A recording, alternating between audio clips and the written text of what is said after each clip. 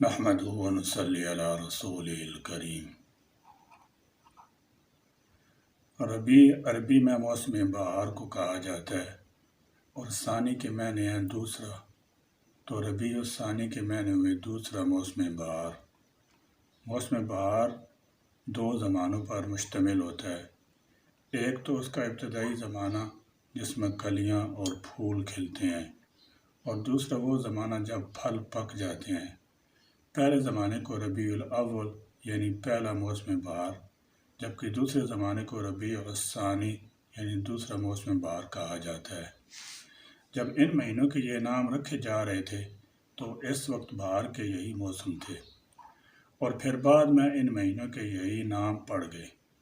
علامہ ابن کثیر رحمۃ اللہ تعالی علیہ نے لکھا ہے کہ ربیع یہ ارتباع سے نکلا ہے جس کے معنی ہے موسم بہار میں قیام کرنا، چونکہ عرب لوگ ربیع الاول اور ربیع الثانی ان دو مہینوں میں سفر کرنے کی بجائے موسم بہار گزارنے کی غرض سے گھروں میں قیام پذیر ہوتے تھے، اس لیے پہلے مہینے کا نام ربیع الاول اور دوسرے مہینے کا نام ربیع الثانی رکھا گیا، اور ان دونوں مہینوں کو ربیعین دو ربیع بھی کہتے ہیں۔ اس مہینے کو ربیع الاخر بھی کہتے ہیں۔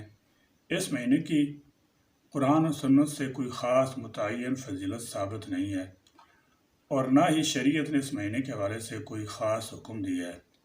اس مہینے کے مشہور واقعات یہ ہیں کہ اس مہینے کی 30 تاریخ کو حجاج بن یوسف نے کعبۃ اللہ پر آگ پھینکی تھی، جبکہ سیدنا حضرت ابن زبیر رضی اللہ تعالی عنہ وہاں محصور تھے، جس سے خانہ کعبہ جل گیا۔ اسی بار حضرت سیدنا عبد القادر جیلانی رحمۃ اللہ تعالی علیہ کے وصال بھی ہوا۔ قمری مہینے اللہ تعالیٰ جل شانہ کی طرف سے زمین و آسمان کی تخلیق سے ہی مقرر ہیں، جن کی تعداد 12 ہیں۔ ان مہینوں کا تعلق سورج و چاند اور ان کی آمد و رفت سے، لیل و نہار اور گردش ایام سے، عبادات و معاملات سے اور حساب کتاب سے لے کر متعدد علوم و معارف سے متعلق ہیں۔ یہی وجہ ہے کہ اللہ تعالیٰ نے ابتدائی افرینش سے ہی انہیں مقرر کر رکھا ہے۔ اور ربیع الثانی یا ربیع الاخر یہ دونوں نام چوتھے اسلامی مہینے کے ہی ہیں۔ ربیع الاخر موسم بہار کی آخری بارش کو بھی کہتے ہیں۔ عرب کے لوگ اسے اکثر ربیع الاخر ہی کے نام سے یاد کرتے ہیں۔ ربیع الثانی میں ہی سفر کی نماز کا آغاز ہوا، اور ظہر، عصر اور عشاء کی 4 رکعتوں کو سفر میں نصف کر کے 2 کرنے کا حکم نازل ہوا۔ نئے سال کی ابتدا ہو یا نئے مہینے کی، اس کی ابتدا کا مسنون طریقہ شریعت میں یہ ہے کہ مہینے کے اختتام پر نئے مہینے کے چاند کو دیکھنے کا اہتمام کیا جائے۔ یہ مسنون عمل ہے، اور جب چاند نظر آ جائے تو نیا چاند دیکھنے کی دعا بھی پڑھی جائے۔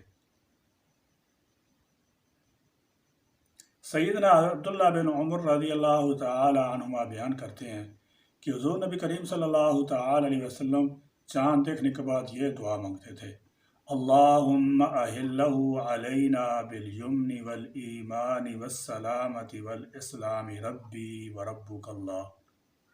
یا اللہ، ہم پر یہ چاند امن، ایمان، سلامتی اور اسلام کے ساتھ طلوع فرما۔ اے چاند، میرا اور تیرا رب اللہ ہے۔ وما علینا الا البلاغ۔